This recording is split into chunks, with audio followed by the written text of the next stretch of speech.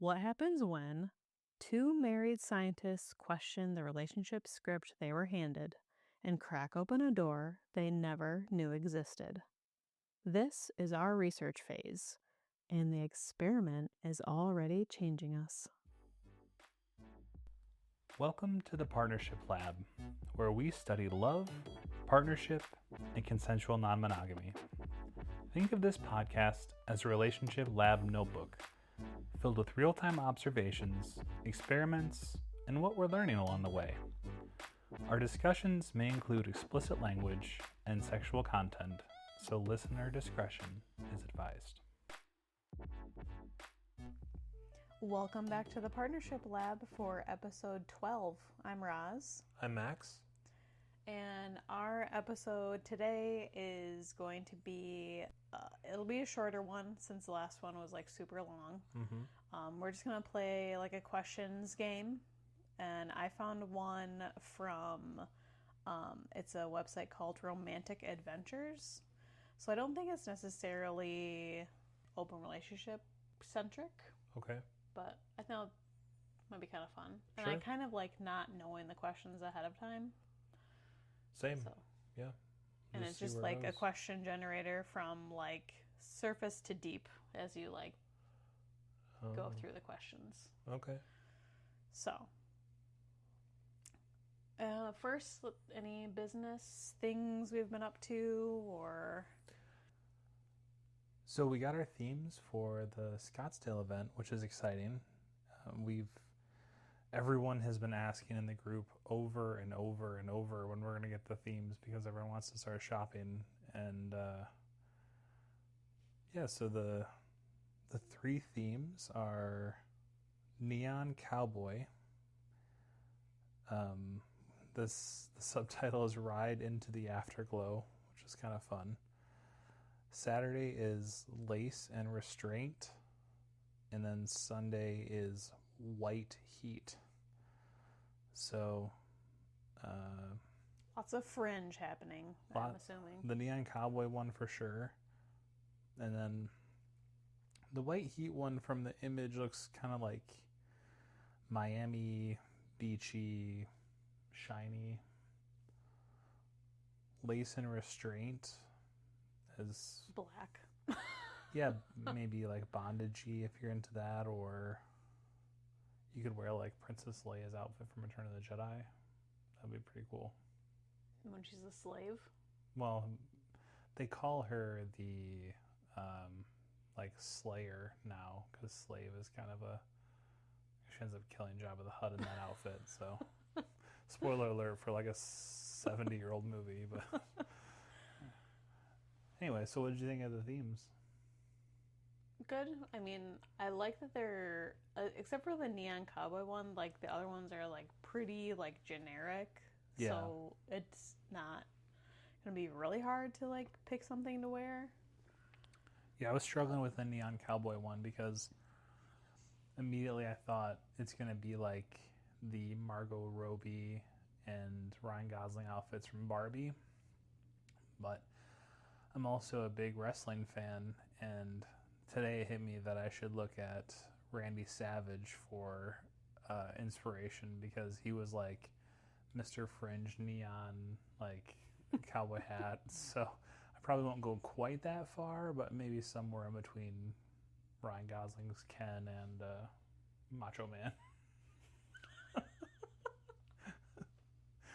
If there's a middle, then there somewhere. Thread that needle. What else?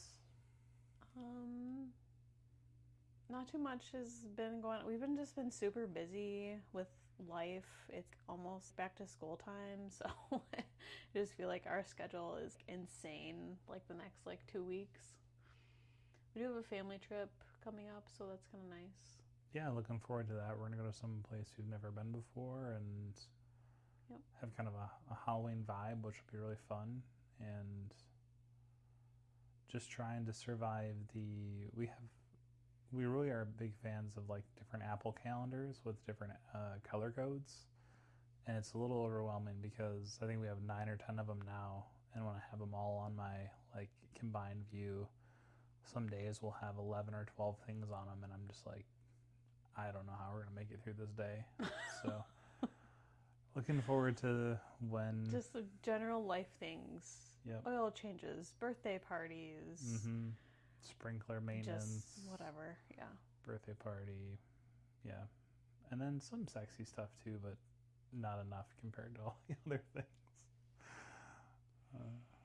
I don't know. You want to get into the questions? Yeah, sure. Let's play our game. All right. So the game is called Tell Me Something. And as I said earlier, it's just like a conversational game back and forth. And so you get a question. And so we start like light, and then we can go deeper as like the more questions you do. So you ready? Ready. So what I figured we would do is we'll answer I'll ask you a question and I'll answer the same question. Okay. So the first question is, what is something you're secretly really good at?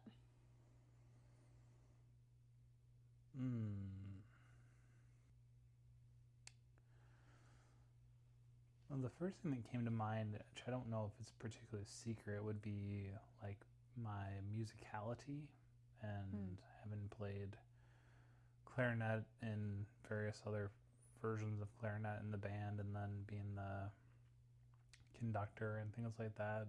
So it might be secret in the sense that people wouldn't know that about me kind of in my adult life, but yeah.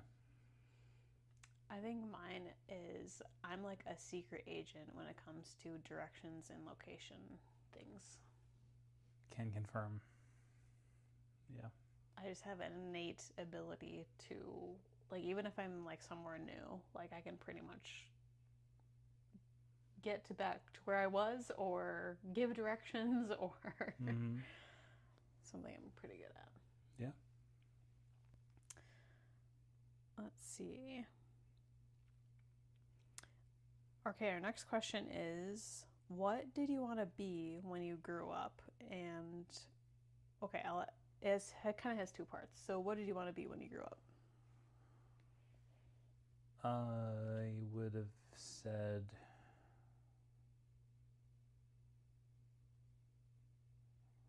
probably a dolphin trainer or I didn't know that. That's fun.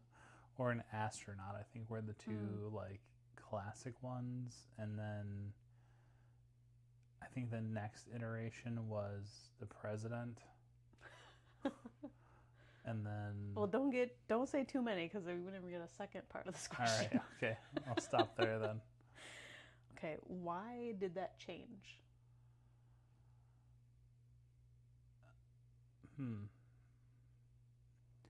Unfortunately, I feel like you kind of just like outgrow some of your dreams, even though I think I could have been perfectly suited. It's a little difficult to find a college to go to be a dolphin trainer, you know? To go to school in like on the coast, Miami, or well, I don't know if Miami's on the coast. My geography sucks, but anyway, yeah, you're not going to go somewhere near where we live and learn how to, train dolphins. And then I think I realized, why was moving a like bad thing? I had never lived very far from where I consider home, and that seemed like a long way to go for a dream that I wasn't very confident in coming true. And then as far as the political dream, like I'd looked at going to Georgetown specifically for that, and I think I became a little bit disenfranchised with the political stuff because I won't like date myself exactly, but kind of as that dream was forming, there was a lot of, as there always is, sort of political negativity, and I just thought that seems like a heck of a lot of work. So that's why. But I'm happy where I landed. Why did your dreams change? I'll start with what I wanted to be when I grew up. Oh, sorry about that. Yeah. The most prominent one I can remember is I wanted to be a veterinarian. I can see that for sure. Because I love animals. Yeah.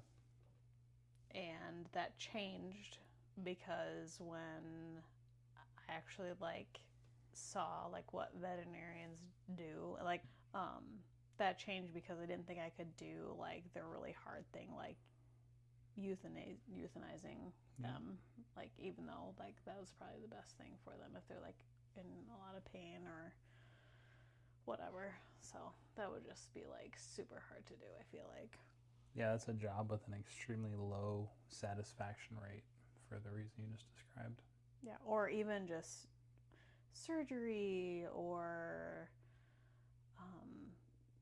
I think the thing that really stuck with me when I was younger was oh, I'm gonna have to stick them with needles, and I didn't really like the idea of that. Yeah. I was I just want to snuggle them all the time.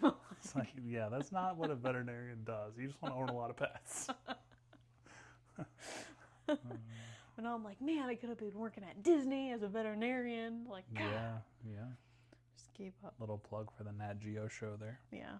It's really cool though. It's super cool. All right, our next question is, what song do you know every single word to? That list is very long. Anything from the late 90s to early 2000s. For you? Yeah. I mean, I'll just Invisible Touch by Genesis, but there's probably 1,000 that I know by... What? Backstreet Boys. Oh, totally. I know Backstreet Boys. I'm not afraid to say that. I'll sing Britney Spears in the car. I don't care. Yeah, that would also be a long list. But pretty much it comes down to probably 1995 through 2008-ish. Yeah. That kind of era. I think for me, if it's something that plays on Breezy 101, Sunny 102, if it's a weather pattern Easy radio listening. station, I could crush it. Yeah. That's... What's one song that you might be embarrassed to admit that you really love? This is not a question, that's just a riff. I like Sabrina Carpenter a lot. I thought you were going to say Celine Dion. Oh, I like her too. She's a queen. But I'm not embarrassed to say that because I feel like Celine Dion is an icon. But Sabrina Carpenter is a little bit cheesy for a guy my age to like, but her stuff's very catchy and she's beautiful. So I don't think I would be embarrassed. I can't really think of one off the top of my head, but I don't think I would be embarrassed to admit any. Yeah, I think we're kind of past being embarrassed by music choices. All right, our next question is, what's the best meal you've ever eaten, and where were you? Oh, man. That's a hard one. What? I'm just thinking of different things that are popping in my head, and I'm chuckling of some of the things that are shuffling in there. I wouldn't pick this one, but Bennigan's chicken strips popped in there. Classic. Yeah, melt the top of your mouth off hot on the inside. For me, it's gonna be a steak somewhere for sure, and I'm trying to decide which one it would be. I've had some pretty good steaks. I think the meal that's coming to my mind is one that I had it was in New Orleans. We went to a steakhouse in New Orleans and had really good everything. The food, I would say, is an 8 out of 10 on my scale, which is, I like McDonald's and stuff, so it's not super bougie, but the restaurant itself was a time capsule from the 50s where a bunch of mafia people would have eaten there, and all of the service people are still dressed the same, and they treat you like you're a mob boss. And I don't know, it was just like a very cool dining experience. And then on top of it, the food was really good, because I've had a lot of other cool, unique Like experiences dining, were good, but the food was like, right, exactly. This is the one that's coming to my mind of like the combination of the food and the experience were pretty special. What about you?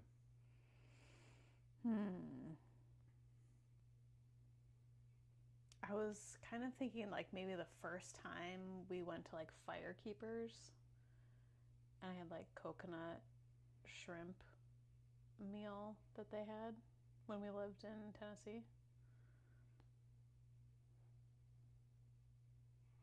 It wouldn't have been Firekeepers.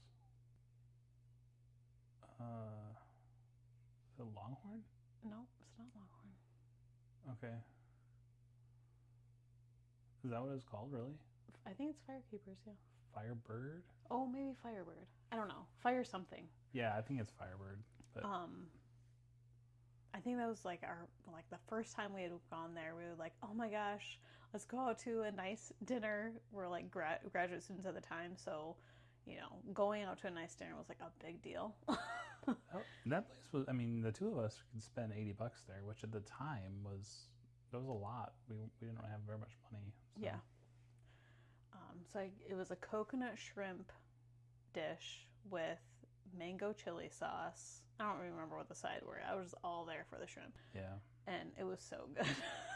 That place was good, and I remember now, this is coming back to me, they had like a roll that would come out like kind of cut like 3/4 of the way down, and then like have butter with it, and we had like our spot that they would naturally seat us in. It felt like really VIP seating, because it was on like by the chef's table. Yeah, it was like a curved booth, yeah. So it felt real bougie, and yeah. We felt fancy. We'll have to stop there if we ever go back again. For real. Let's see. Okay, here's a good one.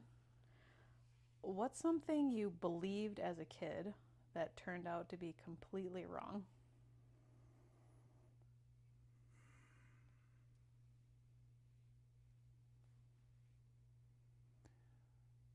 The first one that came to mind was that my parents knew what they were doing as parents, because having been parents ourselves, I know that's not true. I was the only child, so I know they didn't know what they were doing. They were just making it up, and I think that's kind of the sign that you're doing something right, is your kid doesn't know that you're just like totally flailing.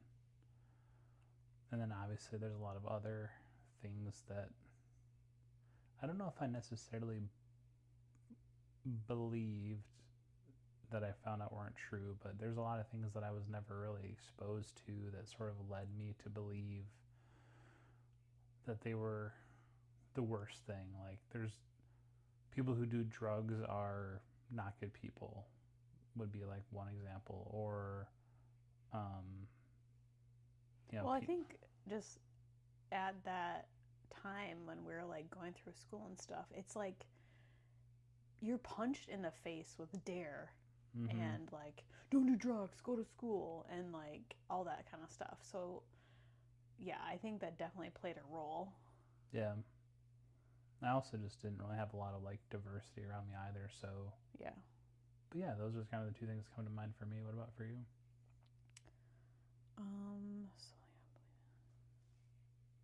I think I was pretty much like the planner kind of student, and like, oh, so like if I do all these steps, like everything, I'm gonna get like this amazing job. I'm like, everything's gonna be awesome, just like that linear timeline of life, like you do all the things, you work hard, and you will be rewarded. And that is not how that shit works, unfortunately. So yeah, that kind of sucked. I'm surprised you didn't say something about religion. Oh, but I feel like I figured that out way early, and I was just like, not even sure I was full sending it when I didn't figure it out, you know what I'm saying? Yeah. Like, yeah, with religion and everything, it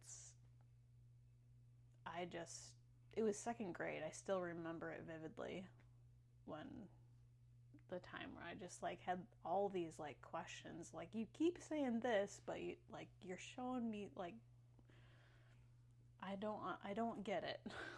The things are not lining up here. Yeah. The stories are not adding up.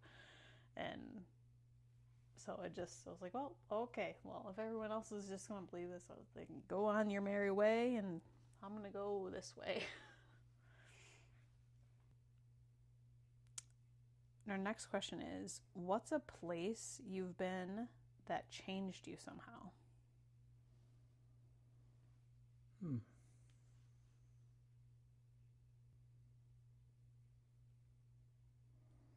I can think of two that are kind of coming to my mind. One is Disney World, particularly the last time that we went as a family. I felt like walking around, kid on the shoulders, having this like dialogue back and forth. That experience just felt like very connective. And when we've been at Disney before that, I've been really focused on like what thing is next, what ride is next, what time is it, where are we going, and I don't know, for some reason this time I just felt very in the moment. Yeah, if you want to stand here and talk to me for 5 minutes, like that's time well spent, you know? Mm-hmm. And I think that came home with me, and I'd say that has helped my parenting. And I think the other thing? The other thing was probably when I went to Denmark for work, and no one ever did anything with me the entire time I was there. I was there for 2 weeks. And you mean like other work people? Yeah. And I was there by myself. And that was like kind of a big thing for me to, because what I would do every night is because the Danish people only work until like 3:45 anyway, so I would work till then, and then I would ride home to the hotel. So I'm at the hotel by like 4:30, and so what am I going to do for the next 7 hours? So I would literally just walk.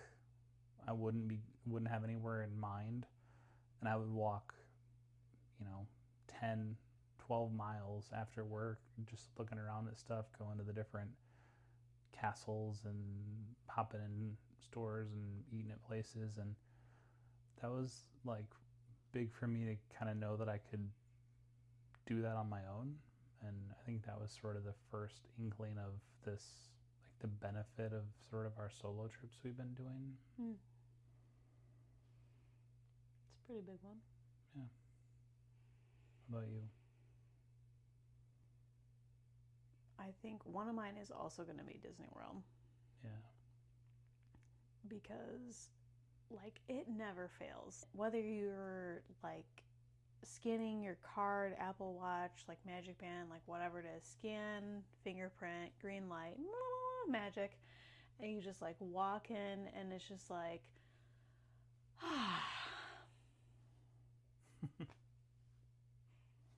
I'm home. Okay. Like, where's my room? I don't know. It's just like, I just get this like overwhelming just feeling of calmness like every time we go. Yeah. It's almost indescribable, like the feeling you feel and it might not be Disney for every person. Like, it could be something completely different, like you said, like Denmark or just like random places, but it's just like the feeling that you get when you're in that place.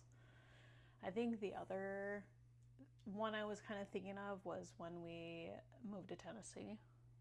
Yeah. Because I also had never really like lived very far away from my like growing up home. So, like, moving to an entirely different state away from, like, all of our families. All of everything. Yeah. Was pretty big. But I do think it was a big, like, pivot point, like, in my life. Just, like, seeing the world. Like, seeing what's out there. Like, everything is so not your hometown, like, everywhere. Yeah. You know what I mean? Like, you need to explore, if not other countries, at least like other states, like in your country or provinces, whatever you have. And because it's so different and you meet different people, like, it should be a requirement that people don't stay in the same town, like, for their entire life. I just feel like you don't know. You see things on the news, but you need to experience the world. Yeah. Not just see it from one perspective and whoever is, like, telling you that perspective. You know what I'm saying? I think it kind of warps your perspective too. The longer you stay in one place, you get so, like, crystallized in your views because it's just the same. All you've known. Right. Yeah. I do remember the first day. So we drove overnight to go down to Tennessee, which was the stupidest idea. We left in the morning and drove. So it's hot as balls. And then we get there, we get all unpacked. We basically haven't slept for, I don't know, a whole day or something. We have to go get groceries, and we go to the Kroger, and it's set up different than what we have here. And we're, like, crying literally in the Kroger because we're so overwhelmed that... I don't remember this. Oh, it's, yeah. Our parents had just left. We're in a new place. We're all alone. We know nobody. And we can't figure out where the flour is in the Kroger, and we're just crying. Well, I think also it was at that time where they didn't sell like liquor or beer in the Kroger at that time. Yeah. I think that's since probably changed. what I was crying about. Like, why can't we find anything? I don't remember that, but funny. It's my first memory of Tennessee.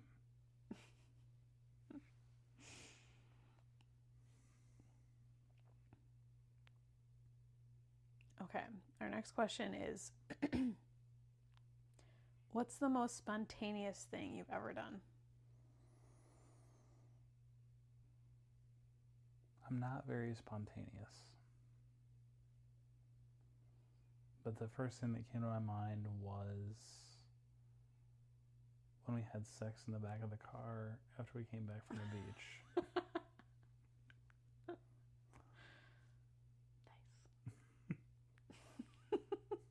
In the garage. In the garage. It's true. It's like we wanted the thrill, but we didn't want the risk of being caught. So, yeah. But you were, like, jerking me off the whole drive home, though. So, what about you?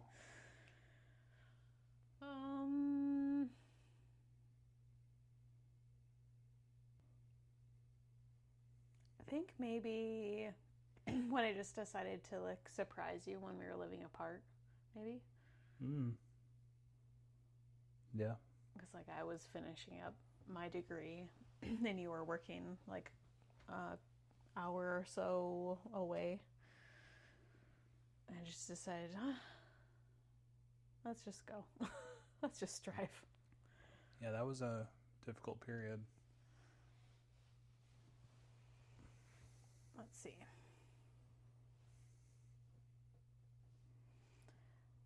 So what's something you've always wanted to do but haven't talked yourself into doing yet?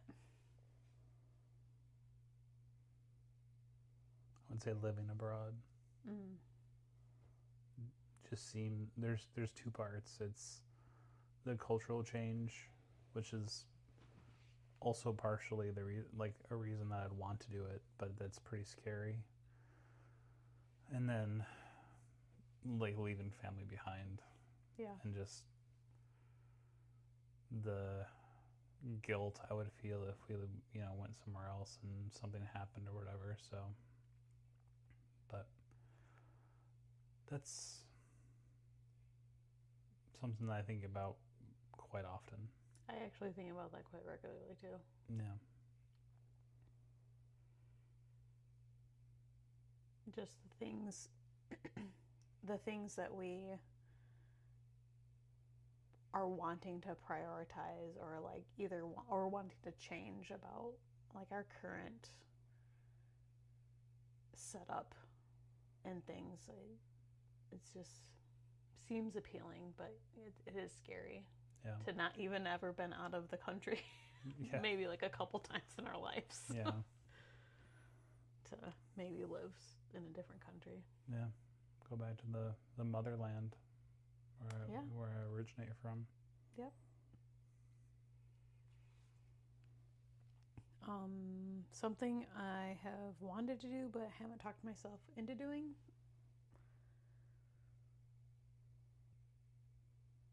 I think some sort of like skydiving or bungee jumping activity. Yeah. Haven't decided. Our next question is, what's something small that makes your whole day better? If you text me a picture of you. I'll have to do that more. Yeah. Every once in a while, you'll send a picture of you like waving at me at work or something, which is really sweet. And on a rare occasion, I'll get like a down blouse shot, which is even better. So one of those two would be great. Okay. What about you?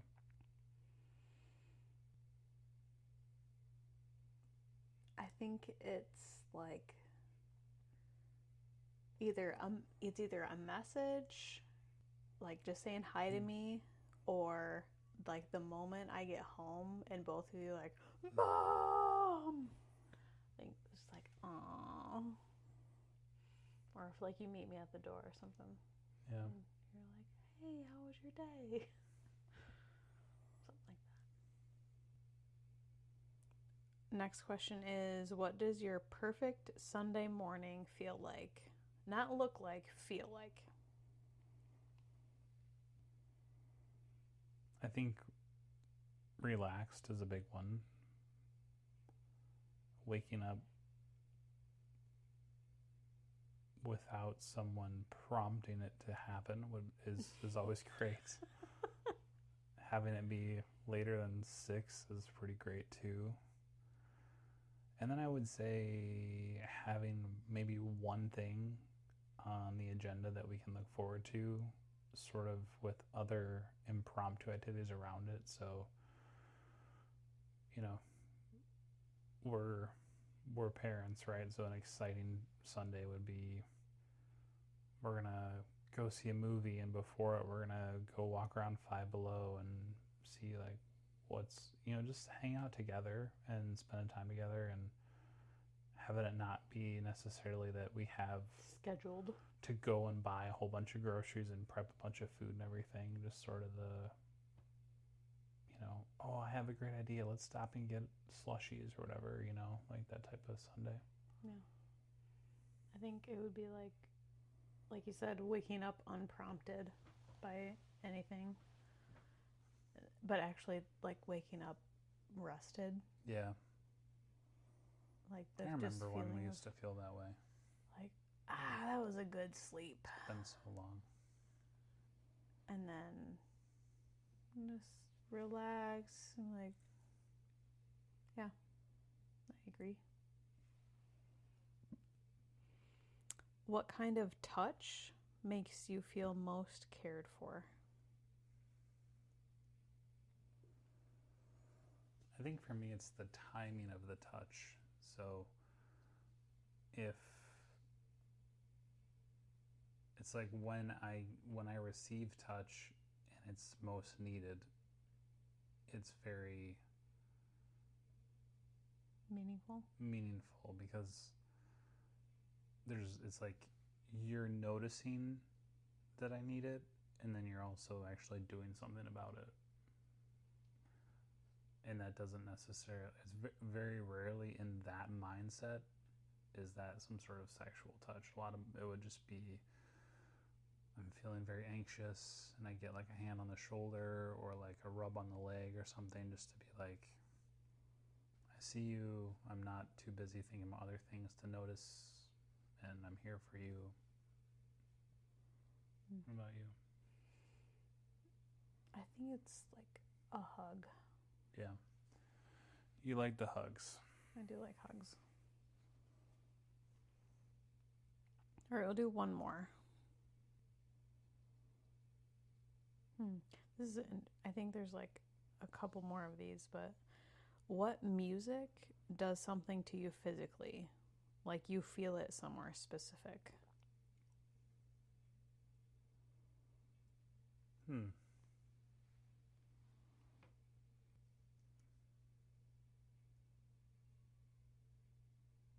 I would say marching band music. Where do you feel it? I think there's like the physical part of it where you just feel the drums in your chest and the music sort of in general, but then also it just stabs hard at nostalgia and like reminders of how enjoyable it was to be a part of that. And I'm like seeing them experience it, and I'm thinking, I bet they had to be here an hour before, and they had fun on the bus. It's like those things that are just like kind of come back as I experience that. I really feel music, especially like during like certain points of my life. Like if it's like a song or something I was listening to at like a certain point in my life, it kind of like brings me back to maybe that feeling, that moment. Yeah. Or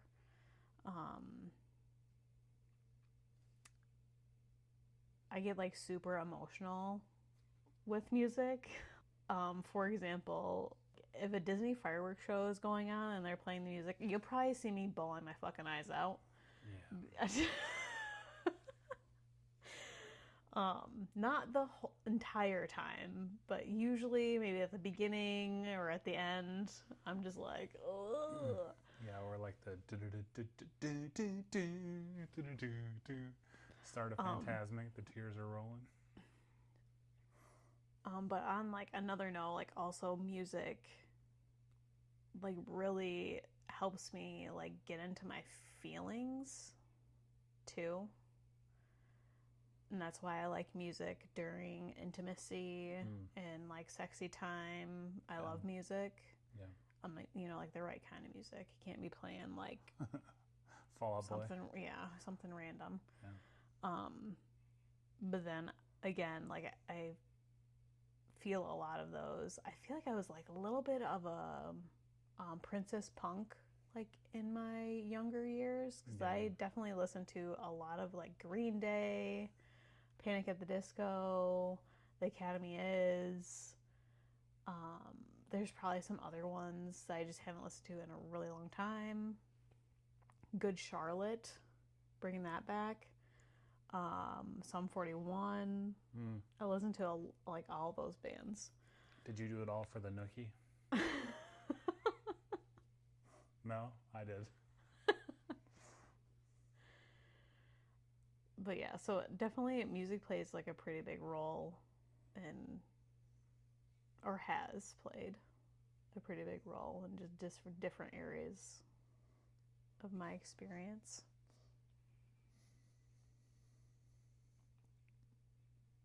And that's the end of our Tell Me Somethings. Yeah. Yep, I got to the end. Those are surprisingly unsexy, but enlightening. Yeah, I wasn't sure like what to expect, so yeah, it was kind of fun. They like hosted this website, and they own it's a female-owned, veteran-owned boutique. Where is it located?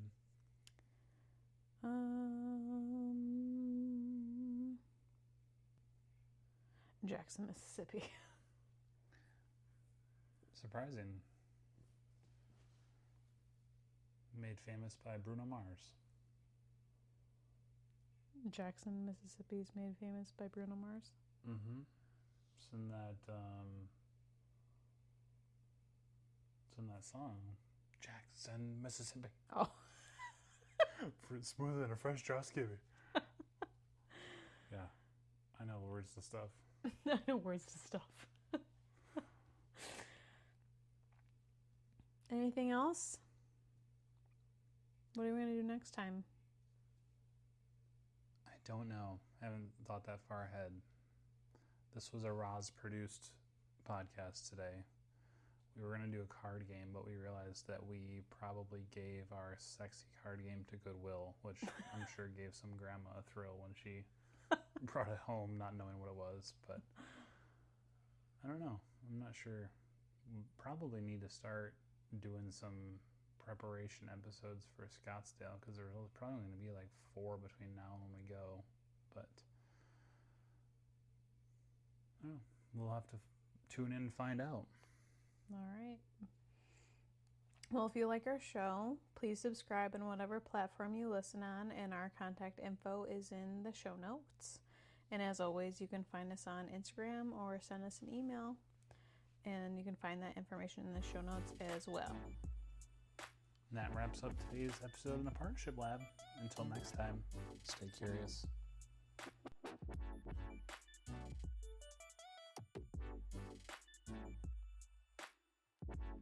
These conversations reflect our own observations and experiences and are not professional or institutional advice.